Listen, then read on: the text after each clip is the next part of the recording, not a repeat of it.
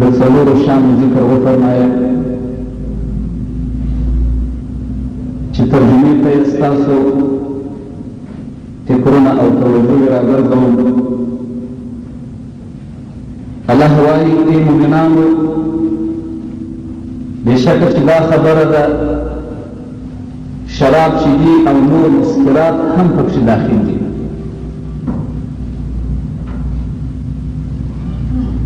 او قمار و خمار او بوتان چې ولاړ وي یا یې ساتلي وي یا عبادت ورته کېږي او هغه غشی چې دوی چې نیک او بد پال پرې نیسي رجسون دا څلور سره مردار او منحوس دي. الله وایي حرام دي من عمل شیطان، دا څلور سره کارونه د عمل څخه د شیطان دي. فاجتنبوه نو ځان وساتئ ای مؤمنانو د دې مردارو شیانو څخه لعلکم تفلحون شاید چې تاسو خلاصئ په اجتناب او په پرهیز سره د دې څلورو شیانو چې ځان ته وساتئ. خمر، شراب، میسر، خمار، انصاب، بوتان، ازلام، غشی چې په پخوا زمانه کې دي نیک او بد پال پکتي یا د نن زمانه سره برابر چې موږ لاټري وکوي. ازلام پخوا زمانه کې غشی مشتل و چې غشی به یې په نیک او بد پال کې واچاوه نو هغه اوښ چې به و چې څو کسانو به په دې کې ځانونه شریکان کړي وو لکه موږ په لاشوی کې نو به یې د یو سړي پر نام باندې راوخت. دې ته ازلام وایي چې د دې څلورو شیانو تفصیل ته انشاءالله اوس راځو. خمر، شراب په تفصیل سره ما و تاسو ته بیان کړي. د شرابو حرمت، د شرابو بدوالی ما ډېر ځله و تاسو ته ویلي چې سر د ټولو ګناهو علیه الصلاة وسلام فرمایي شراب خوړل سر د ټولو خطا،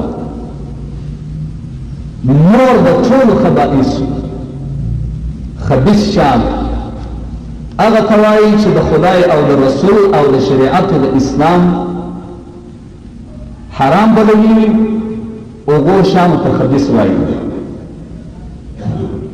شراب مور د ټولو خبائثو. خمار چې خلک یې کوي، بوتان او لاټري دا خدای تعالی عز وجل ملګري د بوتانو وبلل. شرابو، خمارو، لاټري دا ملګري د بوتانو کړل. بوتان چیز دي رجس من عمل شیطان چې هغه مردار دي د عمل څخه د شیطان. فاجتنبوه لعلکم تفلحون ځان وساتئ تاسو بلا به هدایت ده.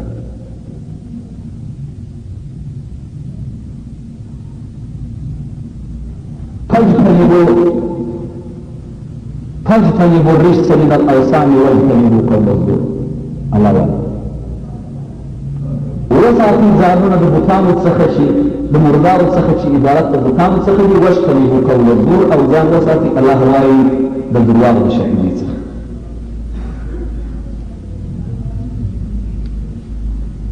څلور سره اوس تاسو ته تشریح کوم. څلور سره حرمت محسوسي ده. څلور سره په آیات کې الله عز وجل ذکر کړل حرام دي، مردار دي، د عمل څخه د شیطان. شراب خوړل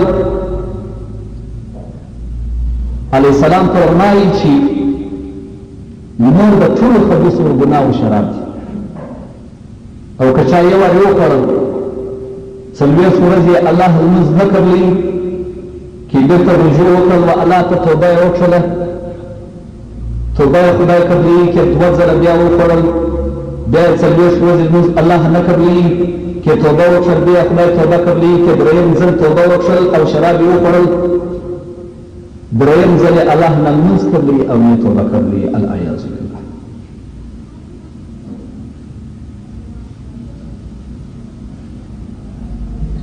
دوهم خمار دی. خمار که رسمي خمار وي او که په بله یو معنا باندې وي. په آیات کې پرله پسې ذکر شول خمر والمیسر والانصاب والازلام رجس من عمل شیطان. ټول خلق خمار پیژني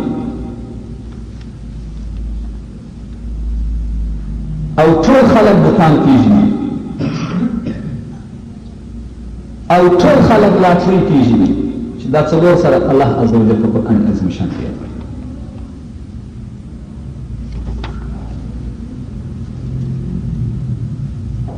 په آیات کریمه کې د سورۃ النجم راځي الله وايي افرأيتم اللات والعزى آیا تاسو ولیدي لات او عزى ومنات الثالثة الاخرى او دریم بت منات دا د کفار مشهور بتان و.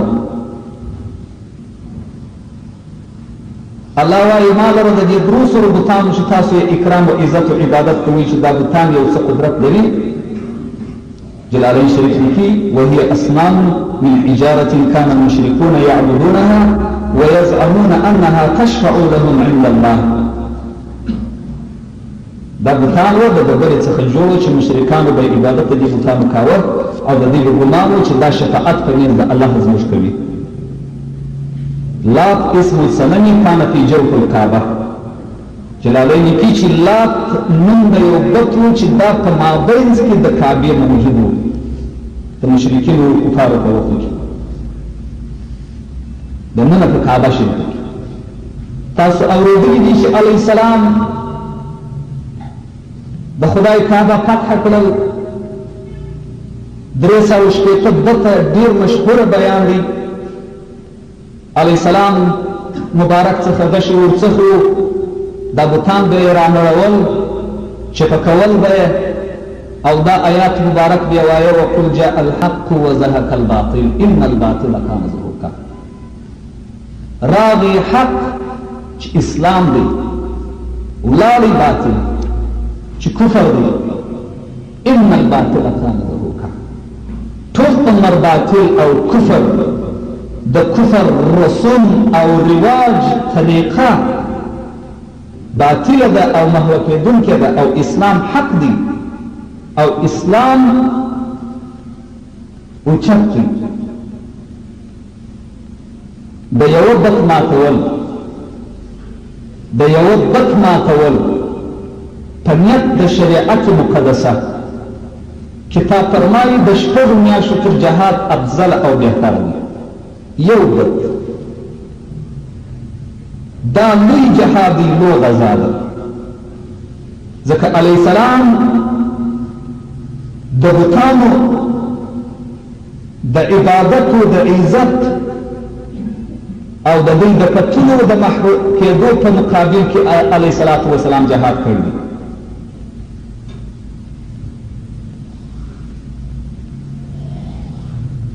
د بت په ماتولو اسلام ته ضرر نشي رسېدلی.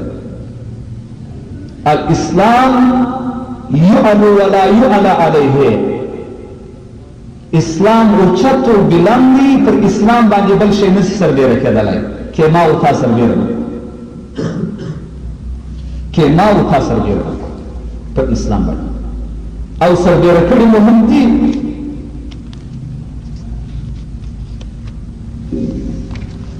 کتابونه د فقه شریفي او د حدیثو د بوتانو په حق دی څه وایي؟ ولا خیر فی بیت لا تدخله الملائکه. د داعی یو لوی کتاب دی. خیر نشته په هغه خونه کې، په هغه محله کې، په هغه ښار کې، په هغه کور کې چې هغه کور و ښار و محل ته دې ملکه داخله نشي.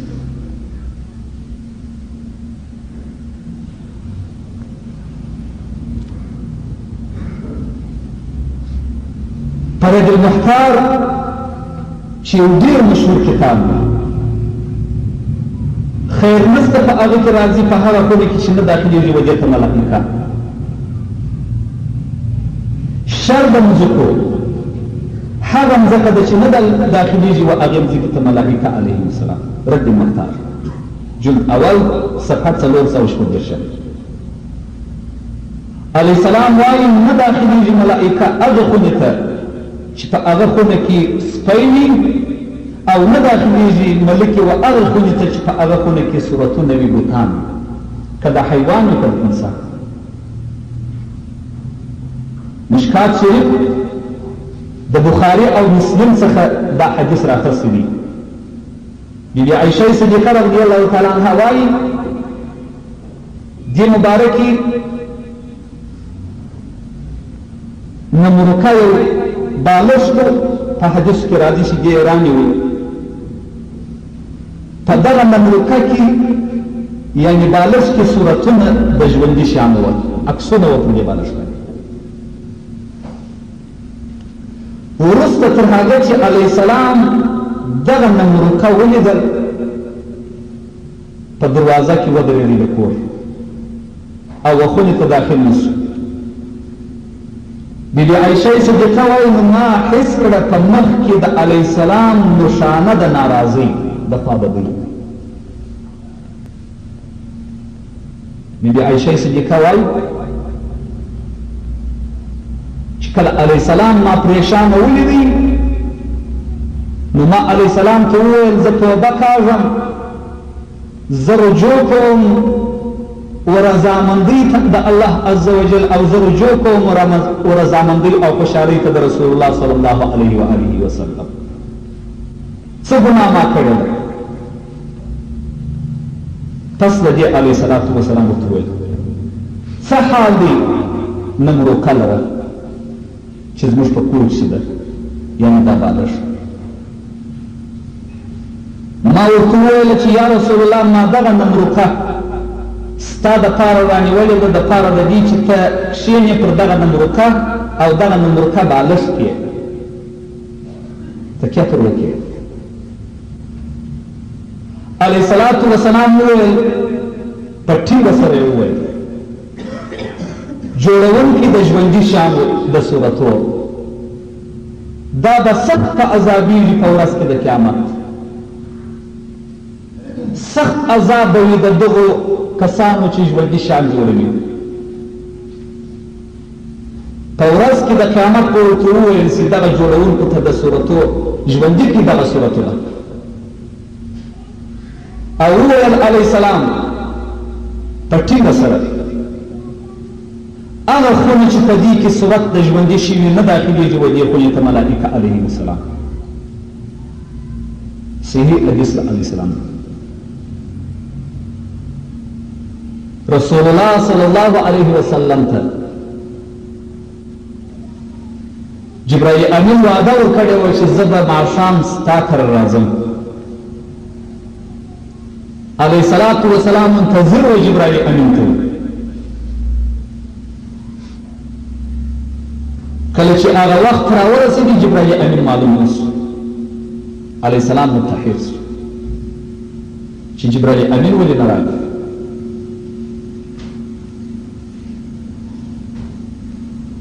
یو بلې بار چې فکر وکړي په دروازه کې د یو حیوان تصویر و پر دروازه نقش یا پر پرده نقش. علیه السلام هغه پرده څیرې سبا جبرائیل امین و علیه السلام ته راغی. علیه السلام ورته وایي چې یا جبرائیل برایي تا وعده کړې وه او نه راغللې وه ما ته. جبرائیل امین ورته وایي ای حبیبه د خدای موږ نه داخلېږو هغه ځای ته و هغه دروازې ته چې په هغه دروازه و ځای کې د ژوندي انسان یا حیوان بت یا تصویر وي. العیاذ بالله. رسول الله د خدای نازولی پیغمبر او رسول دی، سردار د انبیاو د الله گوهر او جوهر دی، رحمت د پاره د ټول عالمیانو دی. رسول الله ته جبرائیل امین راغی په خاطر د یو تصویر د یو حیوان. چې علیه السلام هغه هیڅ ته کوي جبرائیل امین ته دا بله ورځ ورته راغی زموږ به څه حال ټول ښار زموږ بتخانه ده محل مو بتخانه ده کورونه مو بتخانه ده مسجدونه مو بتخانه ده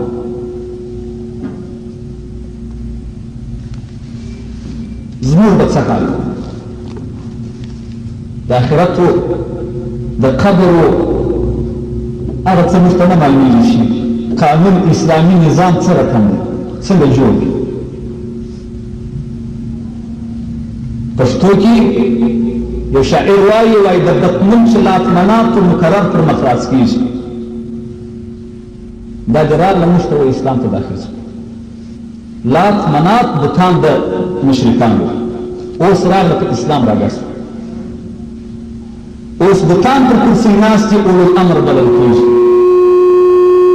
د امیر او د باچا عکسونه مو اخیستي دي امیر ورته وایي په قرآن شریف کې ګوره الله رجس ورته وایي حماقت له دې جملې سو د باچا په نوم ستایي قرآن ورته وایي چې دا مردار دی الله وایي فاجتنبوا الرجس من الاوثان وساتي ځانونه د مردارو څخه چې هغه عبارت د بتانو څخه دي موږ دونه احمقان یو چې د پاچا پر مردار شي باندې د پاچا نوم یادوي چې دا د پلانکي امیر عکس دی دا د کرزي عکس دی دا د پلانکي دی ځکه هغه مردار دی دا بد خدای مردار ورته ویلي دی موږ د باچا په نامه ستایو پس راسې آینو ته مصور انسانان سوه چې ناظر و منظور دواړه د رحمت مرغونان سوه العیاذ بالله کې جوړوي بت او که ورته ګوري بت ته دواړه لعنت کرده شده دي پر دواړو خدای لعنت ویل دی چې بت جوړوي یا بت ته ګوري عقل شمه د انسان د تراتیت به عقل دې پرېښود د امیر عزت لازم اوسې مون پر نجس کښېښود امیر ته باید سړی عزت ورکړي موږ د مردار نوم پر امیر باندې کښېښود د لوی پیر صورت چاپ سوی په کورو کې زړیږي د لوی پیر صورت چاپ سوی په کورونو کې زړیږي کلمه ګویه هندویي اخلي په پیسو باندې خرڅېږي په کورو کې چې عکسونه دا ولا د پلانکي اغا صاحب دی دا د حضرت صاحب دی دا د پلانکي بزرګ صاحب دی رسول الله وایي زما عکس که تاسو ولیدئ تاسو هغه څرې کړئ والله که یا پیر صاحب یا حضرت صاحب د رسول الله و شان ته ورسېږي نه رسېدای سي او نه رسېدلی دي د پیغمبرۍ لوی خاصه ده او د رسول الله لوی وقار دی رسول الله وایي چې تاسې زما بت ووینئ تاسې یې څیرئ ثواب پر مرتب د پاچا غیب خو بلکل ثواب پر مرتب دی چې رسول الله خپل د عکس او د خپل تصویر امر فرمایلی دی چې تاسې یې څیرئ او که دې څیرې کړئ د هر چا بت ولو که د اولیاء وي که د نبي وي که د پیغمبر وي که خود د حضرت محمد رسول الله وي که دې څیرې کړئ په نقد شریعت د شپږو میاشتو جهاد ثواب خدای ستا په عملنامه کې لیکي او دغه خسکیانو بوتان که مو څیرې کړل د شپږو میاشتو نه د شپږو کالو ثواب خدای تعالی عز وجل په عملنامه کې لیکي مسلمانان مؤمنان ځي بازارو ته د هندوانو عکسونه رانیسي پیسې پرې وکړي راوړي یې ورکور پر موټر یې چاپ کړي وي په کورو کې یې ځړولي وي ما تاسو ته وویل چې ټول ملک بتخانه ده ټول ملک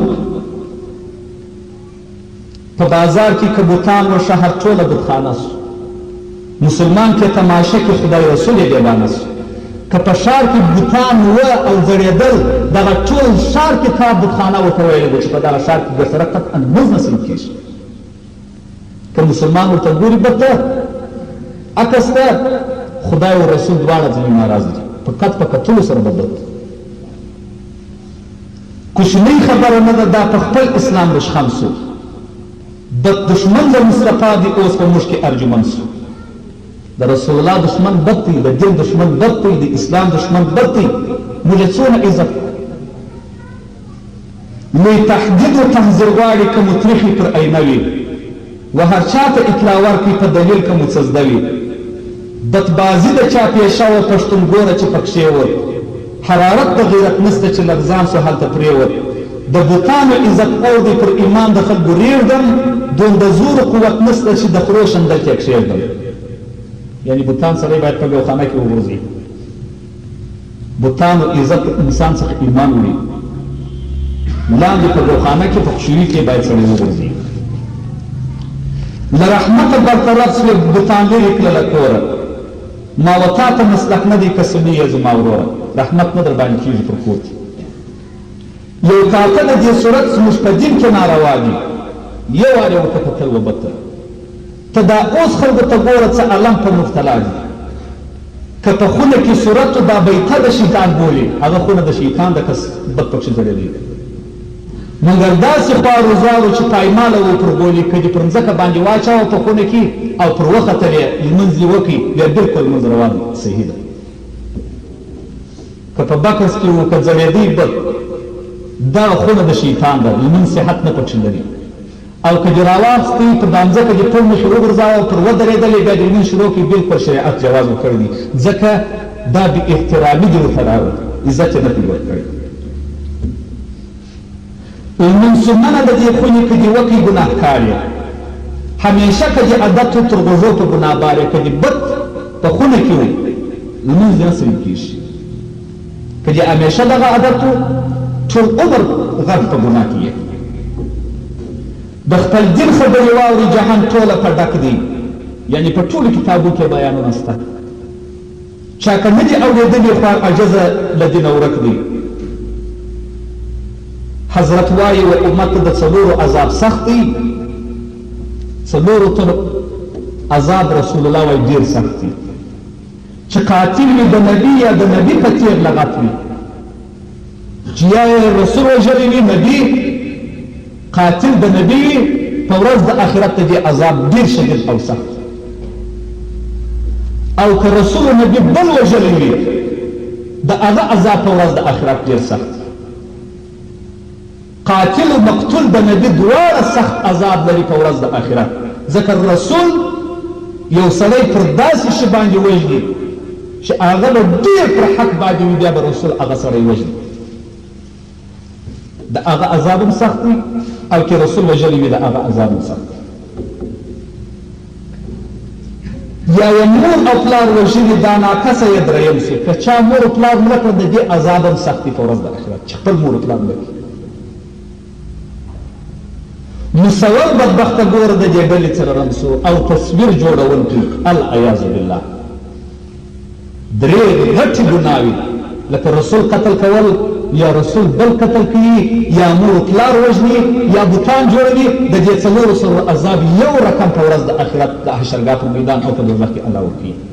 دونه غټه ګناه. ځینې خپل شکلونه راوي په شکونه کې ځړېږي. ما په سترګو دې لیدلي هېڅ رقم نه په شرمېږي. خپل ځانو عکسونه یې په کورو کې ځړولي. د امیر شکل دې وړي پر تندي دي اویزان دی. هرې شعبې و دایرې ته چې ورسې د امیرانو پوسټران به ځړېږي. ته د څنګه مشرک نه یې چې تر زوی در باندې ګران دی او خوان ډېره ټیټه بولي. دا د خسکیانو چې دا د خسکیانو عکسونه ځړېدل، دا د انتخاباتو په شپو کې. زما کوچنی زوی یو عکس لږ چې څېرلی یو قومندان زما سره ته مجادله و جګړه کې شو. ول دا ستا زوی د عکس څېرلی او قومندانۍ موږ ته امر کړی دی چې هر چا که دا عکس څېرې کړي موږ ته یې مالې کړي. ما هغه زما کوچنی زوی دی د شپږو کالو، هغه ته یې هغه قومندانۍ د بوی د سره کشي ورته دغه کوچني عکس څېرلی. ول څنګه ما دغه کوچنی زما زوی دی، د دغه عبدالله عکس یې څېرلی دی، د سربلوی د قمندان امنیت یې ودرول ته دغه عکس په بازار کې سړي دا د رنګ وستي کومه جزا چې په قانون کې ستا ورته دا کوشنې د بشپړ کال ورکړي هغه خو ډېر علم حدیث آیات فلم اندوان د هر چا په کور کې د عکسو تصویرو صندوقان پراته دي د هر چا په کور کې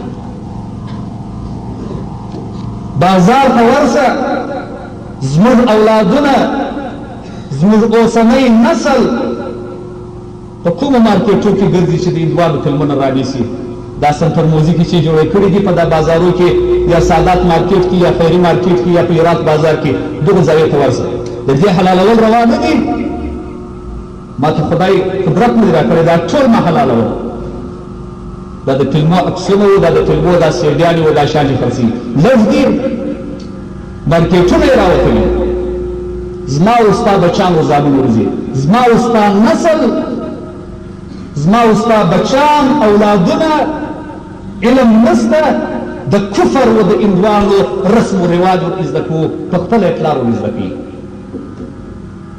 کلکم راعی و کلکم مسئول عن رعیته پلار یې ور زده کوي پلار د کور څخه د اولاد څخه تلویزیون نه باس ما د ډیرو څخه اورېدلي دي چې دا زما زوی و بل چا د بل چا و کور ته ورتلی تلویزیون ته به کښېنستی نو مجبوره سولمه ما خپله ورته راوړي دا تلویزیون چې په کور کې ورته کښېښوي ته څنګه پلار یې د پلار نوم پر تا څه یادېږي چې ته خپل اولاد نسې اداره کولی او نسې راګرځولی د ناروا څخه په ورځ د آخرت به د خدای په حضور کې هم دا دلیل پیش کړې والله عظیم که په خلاص یې په دغه دلیل که ستا پر غاړه په عملنامه کې ستا د اولادو د بچیو د لور بس خاص الله ستا څخه ونه کړي په درواغو زه پر دغه منبر باندې کښېنم که خدای د امیر څخه د ملک د پاچا څخه د ملک د قمندان څخه د ملک د رعیتو باس خاص ونه کړي په درواغو زه پر دا منبر باندې کښېنم موته خو نه ده عوام خو چې ایله کې پر سمه یې په خرابو باندې خوشحاله دي زموږ اولادونه چې شي ګوري څه چمونه کوي څه کارونه کوي لږ ګناوې ستا په دې ملک کې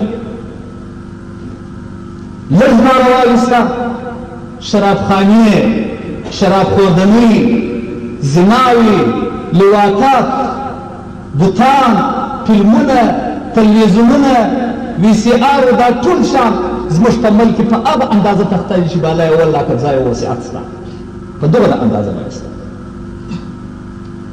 اسلام ایمان شریعت دا ولې پر خوله باندې په دا مرداره خوله دا خلک یادوي چې اسلام دی په دا مرداره خوله دا یادوي شریعت دی په مرداره خوله دا یادوي قرآن دی چا په قرآن باندې عمل کړی دی چا په اسلام باندې عمل کړی چا په دین باندې عمل کړی مسخره راته ښکاري قاري صاحب والا پر منبر باندې دا خبرې مه کوه ډېر خلک خواله سره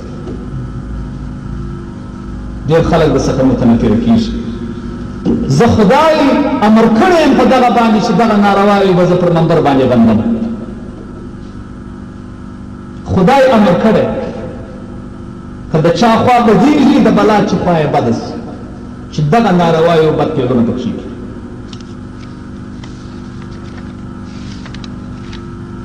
هندوانو ته مو شوق ډېر پیدا دی فلمو ته مو شوق ډېر پیدا دی تلویزیونانو ته مو شوق ډېر پیدا دی په فقه شریفه کې راځي چې تلویزیون د انسان پنځه مقاصد ظاهره کوي دین ابرو عزت مال نسب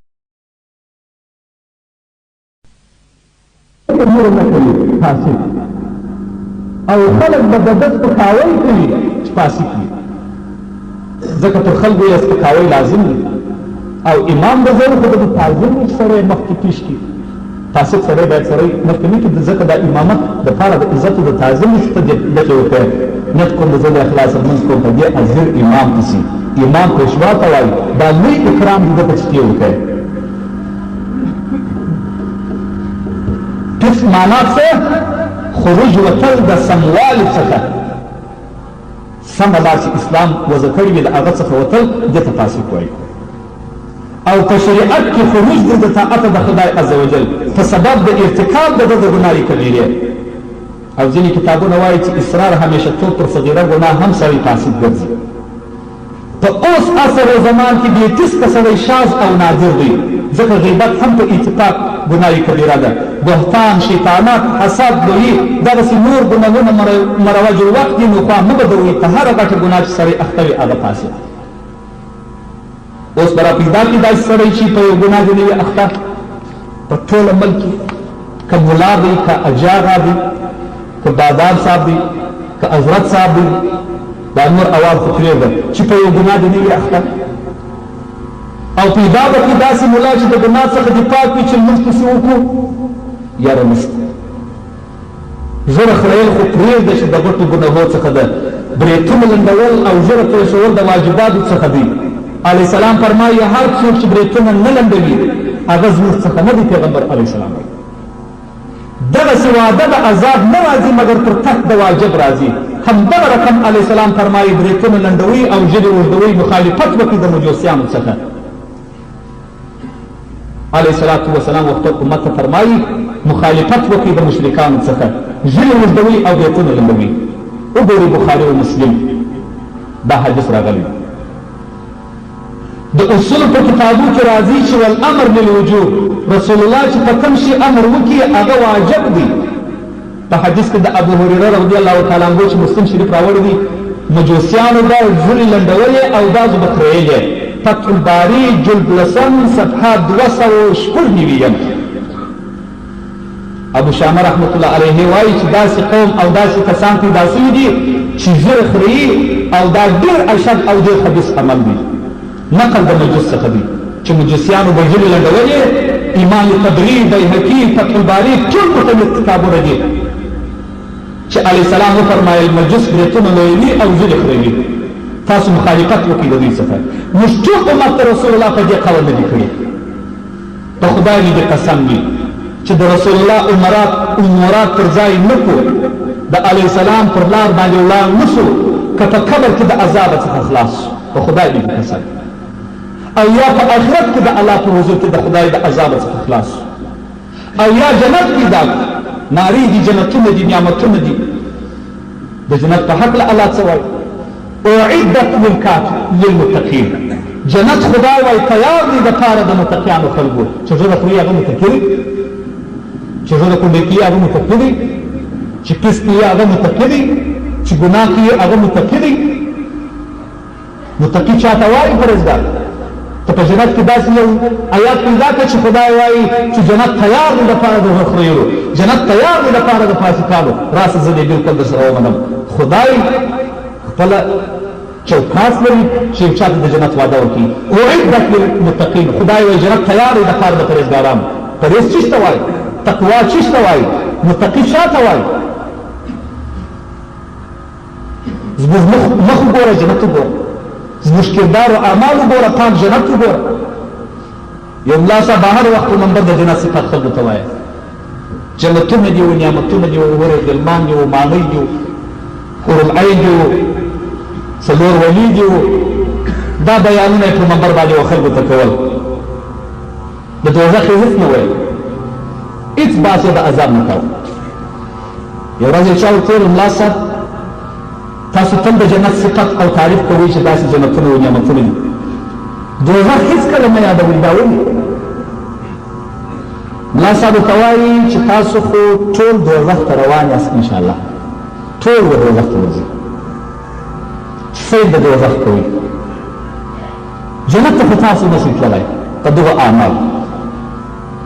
نو زه دا د جنت صفت په دې درته کوم چې بیا په دوزخ کې ارمان ونه کړي چې ملا صاحب د جنت صفت نه ورته کړي. دا د جنت صفت په دغه خاطر باندې درته کوم. عقلاً صفت خو به مو اورېدلې وي چې جنت دغسې نعمتونه دي.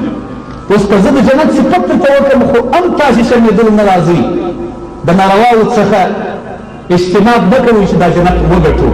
جنت ګټل په چیز سره راځي؟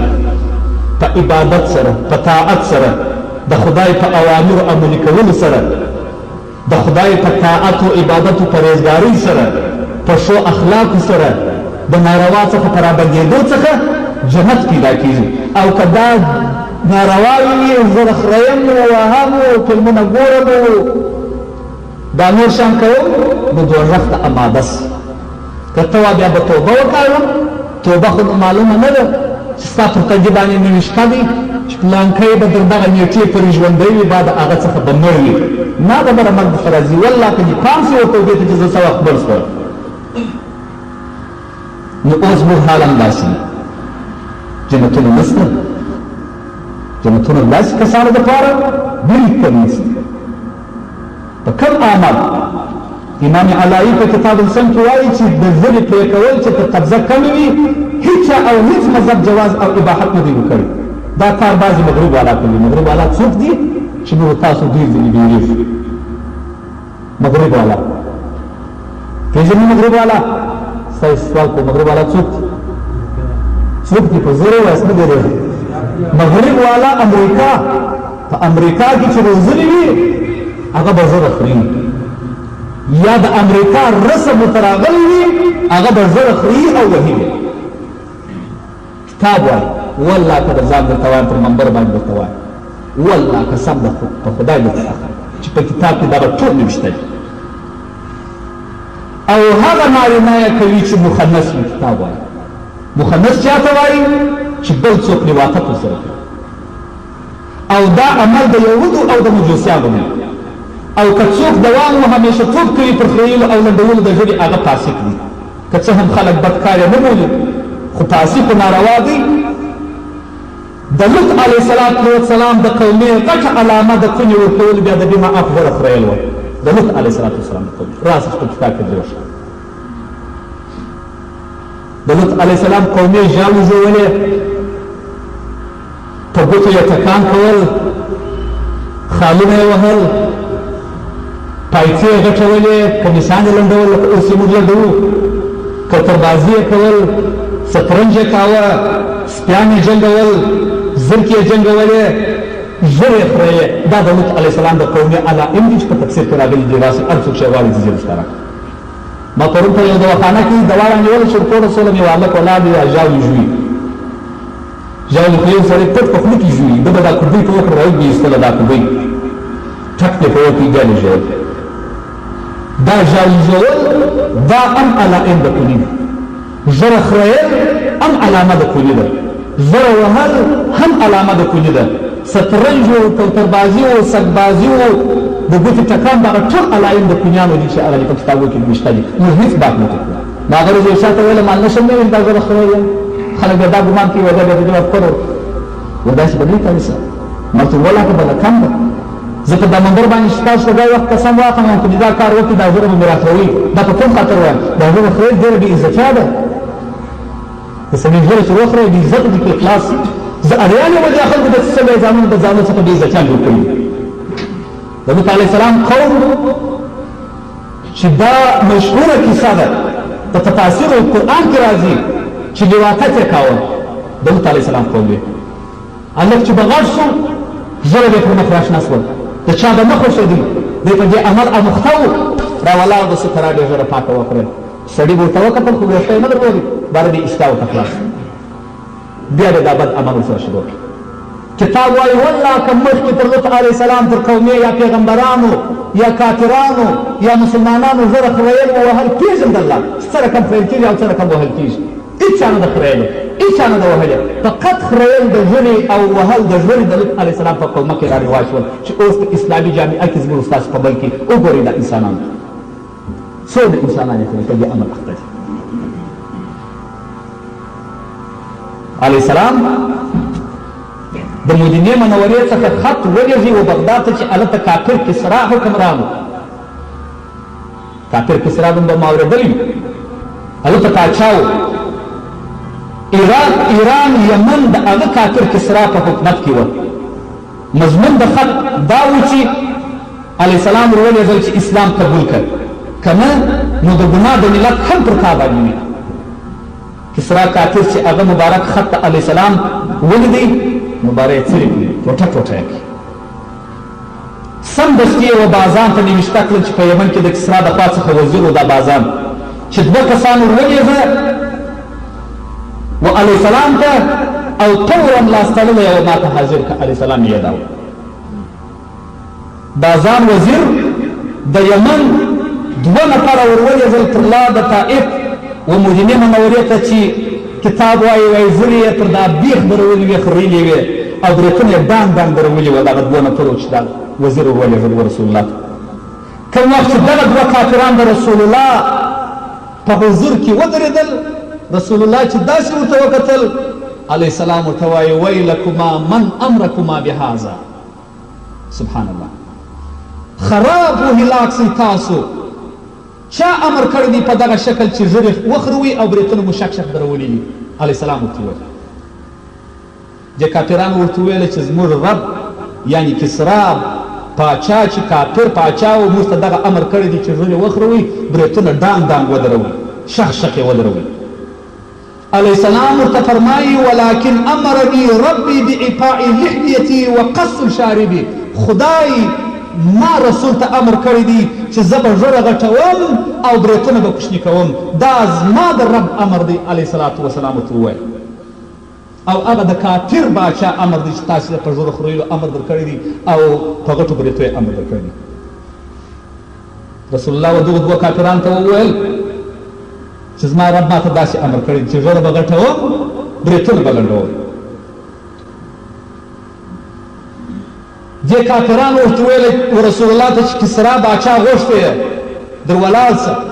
علیه السلام ورته ویل چې تاسو شپه تېره کړئ بیا به سهار خبرې کوو.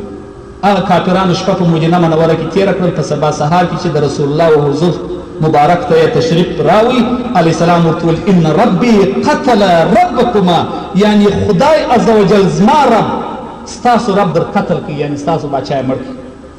هغه واقعه داسې وه چې په هغه شپه کې د کسرا کافر یو زوی راولاړ سو او خپل پلار کسرا کافر یې مردار کړي او مړ یې کړي. په سهار کې یو بازان ته خبر ورکړي چې ما خپل پلار مردار کړي او پام کوه چې هغه سړي ته تکلیف ورنه کړي چې زما پلار غوښتی و، یعنی علیه الصلاة والسلام.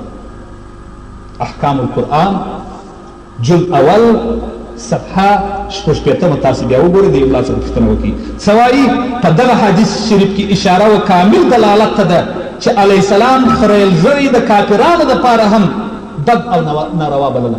کافرانو ته لا وویل ویلکما من امرکما بهذا، د ویل شله و سخت عذاب دی چې تاسو دغه رقم شکل جوړ کړی دی. هغه کافران رسول الله د کفارو دپاره لا دا نه خوښول چې ژړې وخوري او ژړې لنډې کړي او برېتونه شخ شخ ودروي. د مسلمان دپاره به رسول الله شي خوښول. علیه السلام د ژړ خریلي و مخ ته کتل او نظر هم مکروه کبیح وباله. که چا و ژړ خریلي ته وکتل، دغه کتل رسول الله په صحیح حدیث کې غندلی دي او قبیح و بد یې بللی دي چې ژړ خریلي. دلته دا تاسو پخوا لیدلي چې دا ټیپ دې په کتاب تر اړول ژړ یې ټاکل ما خبر کړي ما دلته په مسجد کې چې ما ته څوک راځي زما سره انډیوالي کوي ژړه به لري، هغه به ژړه پرېږدي، زه بې ژړې په سلام نور اچوم. رسول الله و بیژرې ته چې ژړه خوري دا ویلي دي و امت ته یې ویلي دي چې تاسو په بد نظر باندې و ژړ خریلو ته ګورئ، زه په خپله سلام نه واچوم. څونه ډېر دي. تاسو فکر او سوچ بس وکړئ، تاسو فکر پکې وکړئ. دا نه وغندم خوا به ځي ژړ خریلو، زه خو نه وایم، رسول وایي، قرآن وایي، حدیث و فقه و مذهب وایي، فما یې زه بې غندم تر خوله زما راوځي که تاسو ته معلومات نه وي، که تاسو ته معلومات نه وي. امیران، باچهان، مسلمانان، عسکر دا ټول په دغه بد اعمال باندې اخته یو. نارې د اسلام وو چې اسلام تباه سو، اسلام خراب سو، په دغه بد عمل باندې ټول اخته یو. زوی مې ژړه خوري، ورور مې ژړه خوري، په کورو سرونه، تلویزیونونه، فلمونه دغه ټول مو راوړله په ملک کې مو رواج کړی. قسم په خدای درته اخلم 24 ساعت په مسجد کې یم، 15 وخته لمونځ دلته په جماعت باندې وکړم. بزرګ نه یم، نه پاک یم، نه بې ګناه یم، ژړم لرم، انګوچه مې هم تړلې ده تا به هم ګورم لمونځ هم کوم په دغه کتاب مې دي قسم وي چې د دغه څخه بیریږم چې الهي په قبر کې به څه راسره وکړې په آخرت کې به څه راسره وکړې په کوم عمل به زه ستا و مخ ته درځم خدایه ستا په حضور کې به درېږم والله د دغه څخه دغه فکر هر وخت راسره وي والله قسم پر منبر درته اخلم هغه کسان چې نارواوې کوي شراب خوري زناوې کوي ړنې خوري نور قسم قسم نارواوې کوي آیا دغه سوچ نه ورمیږي چې د خدای په حضور کې به څه خدای به څه راته وایي پر دا کوی باندې نوشته وه شرکت لاټرۍ د پلانکي اجساد تاسې واسې د ملایانو څخه پوښتنه وکړئ چې لاټرۍ په شریعت مقدسه کې څنګه ده سچ کچ خمار په قرآن کې الله عز وجل وویل خمار ګټه یې حرامه پیسه یې حرامه خیرات یې نه صحیح زکات یې نسته اولاد باندې چې وخوري هغه اهل د دوزخ ګرځي چې خپله یې وخوري اهل د دوزخ ګرځي این خمار خمار څونه ګناه لري خدای د بتانو سره ملګری هغه مو عکسونه دي په ښارونو کې وو د مسجد په مخ کې وو هېڅ څوک یې مسلمانان هېڅ هم نه وایي هېڅ غږ هم نه کوي فقط نصیحت او تبلیغ دي اوري زما خوله شنه شول ځکه مړ وم که ژوندی وم یو وخت به دغه خبرې ستاسې ته یاد راځي دا څنګه خبرې وې د کتابه لرې وې او که برابرې وې نو خلک به نور څه هم وایي زه د چا په خبرو باک نه کوم صبر کوم په تېره اوته کې ما تاسو ته وویل زه هېڅ څوک نه پرېږدم پر منبر باندې واده ستاسو سره کوم چې د دین د اسلام خلاف وي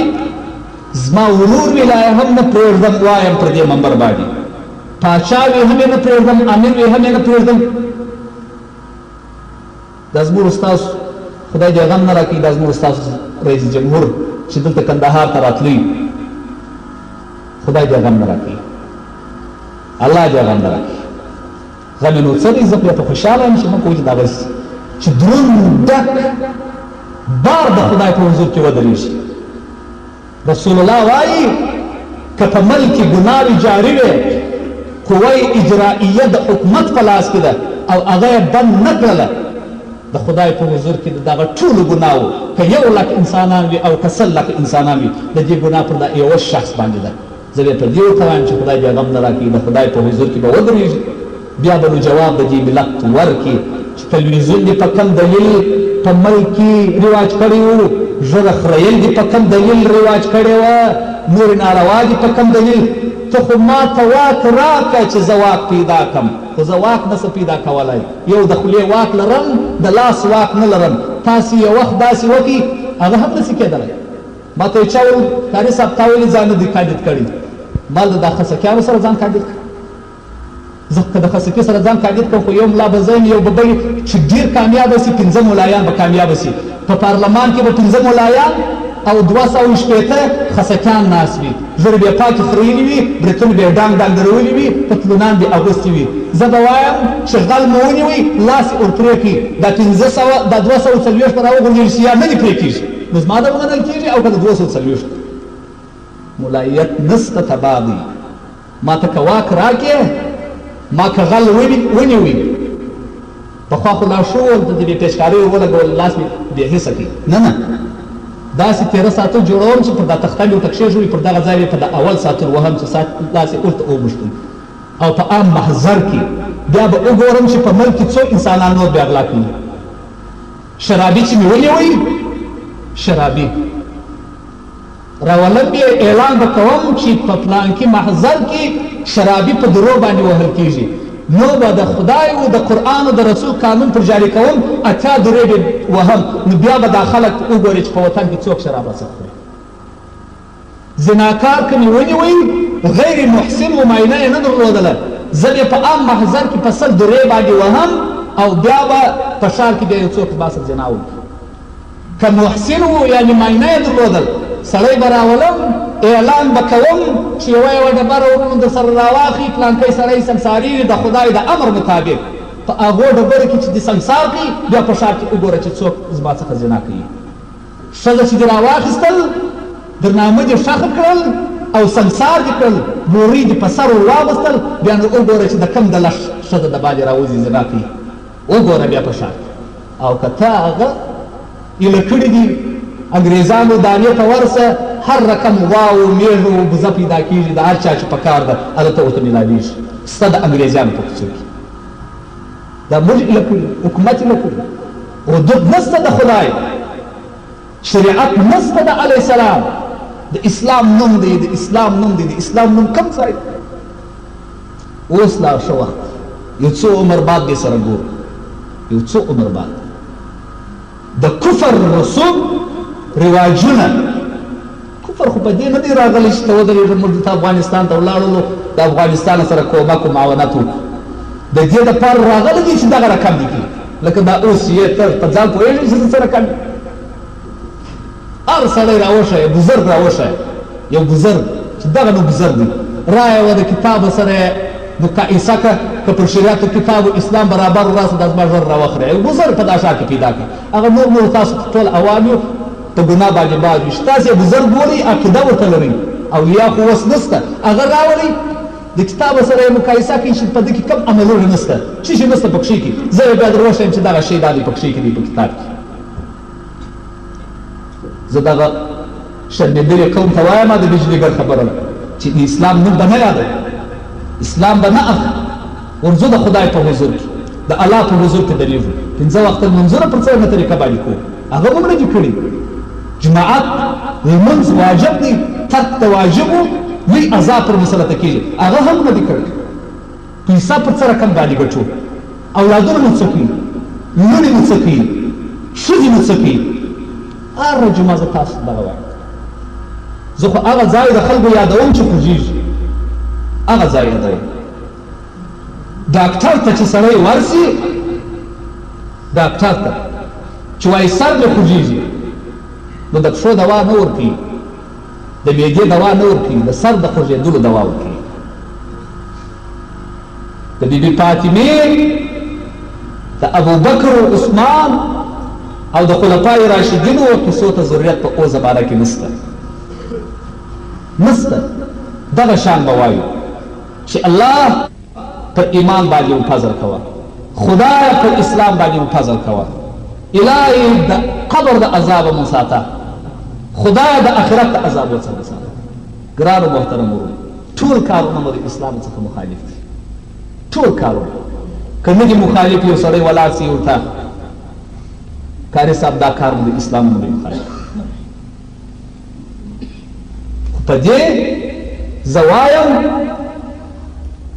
په خدای مې دې قسم وي که داسې کسان په دې وطن کې وي چې قرآن یې عملي کړی وي اسلام یې عملي کړی وي پر دین برابر وي ژبه ولري تلویزیون نه ولري اولاد یې پر صحیح لار برابر وي مګر دغسې کسان وي په وطن کې چې دغه نارواوې کوي که خدای عذاب راوستی والله دغه سم خلک په دې عذابو سره ګرفتار شي که ګرفتار نه شول بیا د ازما ژوند راوخلوي دا سم به پکښې وځي او پیښه سوې هم دلارسي د خدای سخترین عذاب ته پر دغسې ناروا باندې متوجه سي چې کله به در باندې راځي پر یو پاکستان زلزله راغله څو انسانان په زرو په لکو انسانان تباه و برباد شول که پر دغه ملک باندې دغسې نارواوې وې دغسې بدعتونه وه دغسې رقم د علماو د مشرانو د مسجدانو د عبادتخانې بې احترامۍ وې که پر تاسو باندې عذاب رانغی او په عذاب ګرفتاره نسو دا ملک نو بیا زه په دغه منبر باندې درواغ وایم که دغه ملک په عذاب باندې ګرفتاره نسو توبې و الله عز وجل ته وکاږئ رجوع و الله ته وکړئ قرآن د الله عز وجل عملي کړئ د کفر ملګرتیا پرېږدئ دلته راغلی وم کیسه مې اوس دا په یاد شوه ما څخه هم ګډې وډې کېږي زموږ ستاسو باچا پخوا به خلکو ویلو باچا د 7 ولیانو مرتبه لري د 7 کافرانو مرتبه اوس لري اوس د 7 ولیانو مرتبه نشته د 7 کافرانو مرتبه یو سړی راغی کارډونه ورڅخه وه دا د ښار ملایان ټول کړي ما ته هم کار راغی زه دلته دا د حج په مراسمو کې د حجانو یو خدمت لرم چې تبلیغ ورته کوم او نور ترتیبات یې برابروم دغه یو وظیفه زه لرم خلک وایي دا کاري صاحب په حکومت کې دي زه حکومت د هغه کوچني څخه یې نیولې د پیاده څخه بیا تر رئیس جمهوره پورې والله که ما منلی په دغه کتاب قسم درته اخم که ما وکرځي ته رایه ورکړې ده په دغه کتاب قسم درته که ما رایه ور اچولی ده چې ما دې اطر سره کړې په کتاب مې د قسم مې کومې هېڅ یو حکومت منلی دی. بله ورځ به یې چا ویلي ول دا کاري صاحب د طالبانو څخه بیریږي چې دا حکومت غل دی. نه نه، طالب کې مې خپل غیرت اظهار کړی و. د طالب په وخت کې بندي وم، بیا به رایلا وم دغه عاجز صاحب شاهد، دغه عاجز صاحب طالبانو په شپو کې هم زه دلته مولا وم، پر دغه خبرو باندې طالبانو ژر کشولم، دا خلک یې ژر نه کشي. نه پوهېږم چې ولې خلک دا وایي دا ولې نه بیایي، ولې نه تهدیدوي، ولې بند نه ورکوي، ولې نه وژني. دا خو د خدای تعالی عز وجل ساتنه ده چې زه ساتلی یم. که زه د مرګه بېرېدلی نو بیا مې د یوه خبره هم نه کوم که د بنده بېرېدلی. زما په ذوالجلال قسم که ما چې زه په شو په بد پیدلی یم، که ما د افغانستان یو حکومت لا منلی دی، په کوم دلیل یې ومنم؟ نو ما ورته بچی زه د طالب څخه نه بیریږم، که په طالب کې وي هغه مې هم خلکو ته اظهار کړي دي. اوس که زه ووایم چې طالب داسې دي و داسې یې وکړ و داسې یې وکړ، دا ډېر غلط کار دی. نامي غیرتمند باوجدانه باشجاعته هغه سړی دی په هغه وخت کې حکومت برپای وي. اوس ووایه اوس په طالب تللی دي، اوس بد کوي جد کوي، هغه سړی په طالب بد وایي، هغه ولاړ. ما په طالب کې بد ویل په هغه وخت کې مې ویل چې د دوی استقرار و دلته، د دوی حکمراني و دلته، ما به بد پر ویل چې ای ملا صاحب دا کار دی غلط دی، ای مولوي صاحب دا کار دی غلط دی، ای طالب دا کار دی غلط دی، دا دې ناکې وکړ. دا به یې پر منبر ویل. 14 ګشته یې بندي کړم، 14 ګشته. ټول خلک په ما خبر دي، زه د دغه ښار بچی یم. اوس نه وایه، اوس په طالب په خپله لار تللی دي، چا ته ووایه اوس به دغه حکومت غندې، دغه خائنان، دا د خسکي چرګې بچان به غندې، دا د کفارو غلامان به غندې. 4 نفره یو باچا ګیر کړل، خپل دین یې ورته عرض کړي، ومنئ زما دین، زما حکومت ومنئ، دا درو ومنئ، دا یوه وجه نه منئ. په آن واحده یې سر ورکاټ کړي، سر یې ورپرې کړي، ولیت یې وغورځاوه. د خدای په امر سر بېرته د تنې سره وموښتی، راپورته سو په اوبو کې. ټولو انډیوالانو ته یې په نامه باندې وویل، ویل زه خدای و هغه ځای ته بوتلم چې خدای زما سره واده د جنت کړې وه، چې ای پاک نفسه راسه د خدای وفاته او جنت ته داخل شه. والله زه خدای جنت ته بوتلم. را وګرځېږي د دغه کافر د غلام د دین څخه. دغه درو چې واورېدل، امکان وای کتاب و چې زر نصارا دي مسلمانان سوي وای، درو سره امکان وکړي د هغو د دین څخه واوښتل، خپل اسلام یې قبول کړي. هغه باچا را ولاړ سو، درې سره یې په قتل باندې ورسول، مړه یې کړ. ولاړ خدای تعالی عز وجل و جنت ته واستول. زه چې وایم چې جنت نشته، په دغه طریقه بیا سته، ځکه د جنت شوق پیدا کړم، دغه رقم یې غواړم د خدای عز وجل څخه. د هېڅ چا پروا نه لرم، د هېڅ چا څخه باک نه کوم، نه د مرګ، نه د توپک، نه د بند، نه د چا د ملامتۍ، نه د شرف، د هېڅ چا څخه باک نه کوم. په ذوالجلال کې کوم، آزاد مستقل سړی. دا د خلکو ګوزونه یې لکه وایي چې خلک وایي طالب څخه بیریږي، په دغه خاطر باندې دی دا حکومت ګڼي. بل وایي ولې څنګه په کېږي، خدای ساتلی که څه راونه شوله نو دا په یو چا زه څه درته وایم چې د پیاده څه نیولې بیا تر رئیس جمهوره پورې زما په دغه کتاب باندې قسم دی که ما منلی دي یا یې ومنم یا پزه په پاکه کړم. نو دلته ما ته سړی راغی، ویل دا کارډ واخله کاري صاحب، رئیس جمهور راغلی دی، استقبال یې وکړو وروځه. ما ویل که زه داسې وکړم زه به په هغه ورځ پر ژبه باندې توکم، سپینه لنګوټه به غورځوم، نو به ور روان یم، ژبه به پاکه خریم چې ولا زموږ باچا صاحب راغلی دی استقبال ته به ورځم. که مې دا لنګوټه پر سر وه، ژبه مې پر مخ وه، زما په ذوالجلال قسم که زه ور ورسم یا ور ووځم یا د ده عزت و احترام وکړم. تاسو به کتلي وي په تلویزیونانو کې ملایانو یې لاسونه ورمچول، بچې کړه پرې نه کړم. تاسو به کتلي وي چې خلک ملایان یو حضور ته ناست وه، هر سړی چې ورغلی وي یا په نیت د دې د عزت د احترام روان شوی وي، دغه د کفر و غلام ته که د ایمان تیر کړي بیا د ازما زر راوخلي پر منبر باندې په لسپیکر کې درته وایم. دا ټیپ د پوه دي دا په کوم خاطر باندې درته یوسلی د ټیپ نه یم شول کې دا ما غورځوه چې خلک دا ونه وایي چې تا په مسجد باندې په مسجد کې وویل او وینا یو څو کسان په مخ کې وکړل، ژر یې ونه خلکو ته ورې لکه دا کتاب چې د هر ځایه پورې ورسېږي. راځه زما سره خبره وکړه، بند ته دې هم تیار یم، مرګ ته دې هم تیار یم، تهدید ته دې هم تیار یم. زه د کفر د غلام عزت و احترام نه کوم، نه د کفر د غلام سره بیعت کوم، نه د کفر د غلام حکومت منم. ما نه دي منم، ما قسم تاسو ته واخلئ که ما بیعت کړی که ما رایه ورکړې والله قسم درته اخلم که ما رایه ورکړې نو چې رایه نه یې ورکړې د ډله نو ګران محترم ورونو موږ هم دغسې یو حکومت هم دغسې دی الګډ من الګډ ولو کان ګډوډا ټول په ننوتلي یو الله دې زموږ پر ایمان باندې فضل کړي خدای دې زموږ پر اسلام باندې فضل کړي ټول په ننوتلي چې د خدای فضل نشي زما په وینا باندې هم څوک نه راګرځي خدای دې موږ راوګرځي واخر دعوانا الحمدلله رب العالمین